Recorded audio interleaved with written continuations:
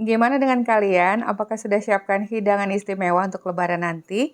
Nah, kali ini kita akan buat sesuatu yang ini emoy banget. Pastinya setiap tamu yang datang pasti pengen membawa pulang.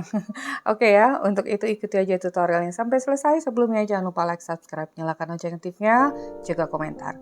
Nah, untuk pertama-tama kita masukkan dulu 120 gram margarin ke dalam panci, tambahkan garam juga gula pasir dan ini kita masak dengan api sedang. Kalau udah mulai lumer, tambahkan dengan 200 ml air susu. Air susu bisa UHT atau susu bubuk yang kalian tambahkan dengan air. Nah, kalau udah blebeb-blebeb, udah mendidih seperti ini ya, kecilkan apinya, kita masukkan tepung terigu protein sedang. Di sini kita menggunakan protein sedang agar nanti hasilnya empuk tapi tetap garing. Nah, ini terus kita aduk ya, kalian aduk terus, ditekan-tekan, kurang lebih 2-3 menitan, yang sabar. Jadi kita harus memasak adonan ini sampai matang. Sebaiknya kalian menggunakan panci yang non-stick ya. Nah, ini terus kalau udah tercium berbau wangi tuh, ini bisa kita angkat. Nih, seperti ini ya. Kembali kita satukan dulu. Nah, sampai terlihat halus dan mulus seperti ini ya. Tapi juga harus diingat, semua komposisinya harus tepat agar hasilnya bisa garing maksimal. Kalau udah, kita pindahkan dulu ke wadah agar adonan ini cepat dingin. Nah, ini adalah adonan dasar membuat sus atau chow. Sekarang kita lanjut ke bahan berikutnya. Gula pasir, lalu tambahkan dengan air kelapa muda. Jadi kita ambil airnya dulu. Nah, ini tadi belum dipisahkan daging dan airnya.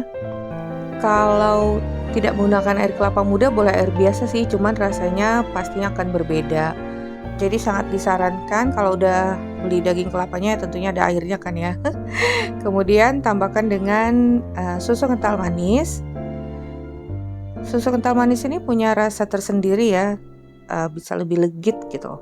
Dan kita tambahkan juga dengan susu UHT. Kalau susu UHT nggak ada, bisa diganti dengan susu bubuk yang kalian campur dengan air, tapi susu bubuknya yang full cream. Kemudian kita sisihkan dulu. Lanjut, siapkan tepung terigu protein sedang, tambahkan dengan maizena, aduk dulu sampai tercampur merata, dan akan kita tambahkan dengan 3 kuning telur. Aduk kembali.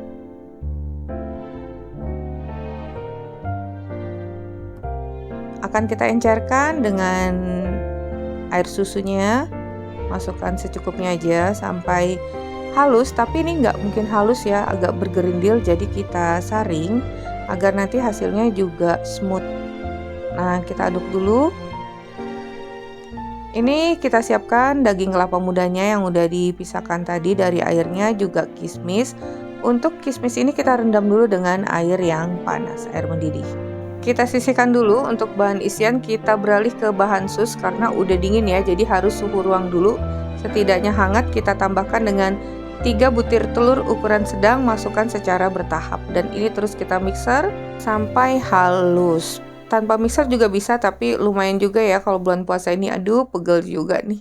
Nah, untuk konsistensinya kalian bisa lihat ketika diangkat itu masih bisa meluncur membentuk huruf V seperti itu, mengecil ke bawah, jadi tidak terlalu keras ataupun terlalu lunak. Itu harus diperhatikan. Sekarang kita pindahkan ke piping bag.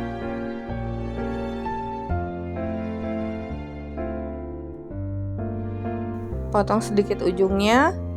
Kemudian kita siapkan piping bag berikutnya, akan kita letakkan spuit bintang. Ukurannya standar aja ya, sesuai selera deh, mau yang besar apa yang kecil. Nah, kalau udah kita siapkan cetakan. Di sini penampang atasnya 4 cm diameternya karena bentuknya kerucut ya. Olesi tipis bagian luar dengan margarin.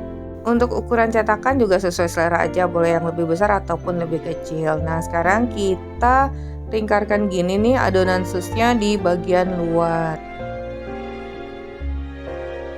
Tuh, jadi ketika kita pencet itu tidak terlalu lunak atau bleber ataupun keras. lebih enak kita melingkarkannya dari bawah ya. Nih seperti ini terus ke atas. Kalau bisa lebih rapet, itu nggak rapet ya Mameji, ada yang nggak rapet.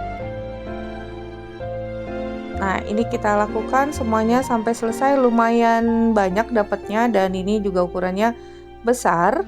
Kita dapatkan 10 pieces. Nih udah selesai semua. Jangan lupa oven udah kalian panaskan terlebih dahulu dengan suhu tinggi 200 derajat Celcius. Kemudian kita panggang suhu 200 derajat Celcius selama 30 menit. Api atas dan bawah tentunya disesuaikan dengan oven kalian masing-masing ya. Akan terlihat buih-buihnya. Jika buih-buihnya itu udah hilang dan terlihat kokoh, kalian turunkan suhu oven menjadi 130 derajat Celcius selama 10 menit atau sampai matang garing seperti ini. Ini tidak akan mengempis ya, dia sangat kokoh. Nih, seperti ini kalian bisa lihat.